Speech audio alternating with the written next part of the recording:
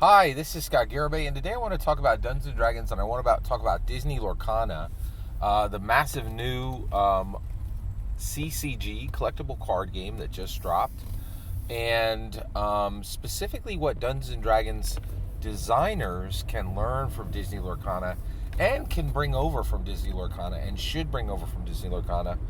And the reason why is Disney Lorcana owes Dungeons & Dragons, right? So I think there's a very useful, very powerful, very effective Disney Lorcana design element that should be brought directly over into Dungeons & Dragons, right? Now, first of all, so why would Disney Lorcana owe a debt to Dungeons & Dragons? Well, first of all, Disney Lorcana massively copied Magic the Gathering, right? And it really is, from top to bottom, it's almost a 99% clone of, in my humble opinion, of Magic the Gathering. So when you realize that, now, but here's the thing, Magic the Gathering is not a freestanding collectible card game, right? Magic the Gathering, for at least 10 years, and actually, I think there was activity on this even farther. I actually think that Dungeons & Dragons has been impacting Magic the Gathering indirectly for every single year, all 30 years of its existence, right? But it's been very directly impacted by Dungeons & Dragons over the last 10 years as James Wyatt has officially connected Magic the Gathering worlds with Dungeons & Dragons worlds, right? So there is canon on both sides, Strixhaven, Ravnica, Arcavios, canon on both sides, right? And so when you copy Magic the Gathering, you're copying fundamentally, because it's in the soup, you're copying Dungeons & Dragons, right? Now, why were they able to just copy Magic the Gathering and Dungeons & Dragons with Disney Lorcana? Well, rules mechanics are not, you can't patent them. You can't copyright them, right? So that's, like, people are like, you can't take move one space from any other game, right? And so that's the reason why, okay? So what did they do in Disney Lorcana that is so smart that it should be copied in Dungeons & Dragons? Well, it's an unused hook, okay? So let me explain it. So first of all, I got Disney Lorcana this weekend. I was super excited to get it. And I got a sealed booster box, which is still sealed. And I got all of the starter decks. There are 3 specific starter decks. I got every single one of them. I busted them open, I sleeved them, and I played all weekend with my friends, right? Well, one of my friends so we were talking about it, and we're like, hey, what do we think of this, right? And one of my friends was like, wow, it's pretty amazing playing Magic the Gathering with Disney characters. That is the selling point. Hey, you want to play Magic the Gathering with Disney characters? That's super exciting. It's super fun, right?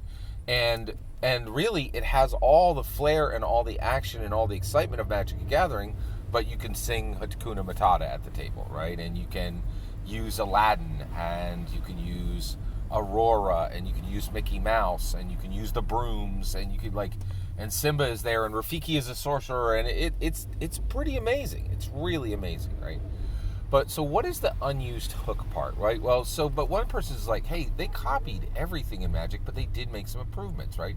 So one of the improvements is ink, right? So in Magic the Gathering, you have to do a lot of land fixing, right? So what do we mean by land fixing? So by land fixing, what we mean by land fixing is you have to put in dual lands, and you have to put in plains, and you have to put in swamps, right? You have to make sure that the ratios are right. In this, as long as a card is inkable, you can put it into your ink pot. And so there's only one color of mana to cast your spells, right? And so that's huge, right? But, so you're like, so that means there are no colors on the cards of Lorcana? Disney Lorcana? No, there are colors on the cards of Disney Lorcana.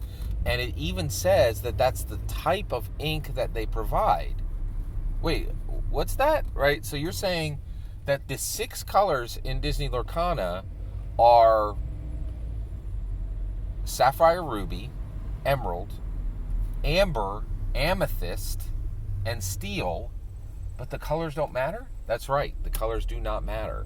They don't make a difference mechanically, right? You can mix them freely in your deck all you want, right? Because any inkable card is going to be able to cast any spell in the deck, right? So that's a huge huge weird thing, and people are like, so what was the point of coloring every single one of these cards if the colors don't matter, right? Well, I know that it's an unused hook, right? They built things in at the very start. This is the alpha set. First chapter is the alpha set of Disney Lorcana, right? And this is brilliant. They built in a mechanism. They built in the components for a mechanism that are not used now. That is brilliant, and we are not doing that in Dungeons & Dragons. Dungeons & Dragons is not building in mechanical components, right, to into Bigby's Bigby Presents Glory of the Giants, right? Everything in it is usable, right? There isn't this weird component where you're like, this is in the box, but it doesn't connect to anything here, right? And the thing is, you can't build on it later, right? And the reality is, there's enough space, there's enough goodwill in Dungeons & Dragons products to do this. We know this because Dungeons & Dragons products, we know also, outsell the entire industry. They sell, it doesn't defeat each of its competitors. It defeats all of its competitors combined, right? So the idea of building in components that are not yet used, but are set up for designers to use in the future, is absolutely brilliant. And it's one of the few things that Disney Lorcana did that was innovative and better than Magic the Gathering Dungeons & Dragons, which it was copying. That is really cool. That is really unique. That is really special, right? So I really think they should be doing this in Dungeons & Dragons products. And this is one area where Disney Lorcana sets a standard and just frankly defeats what you would normally have from a product from a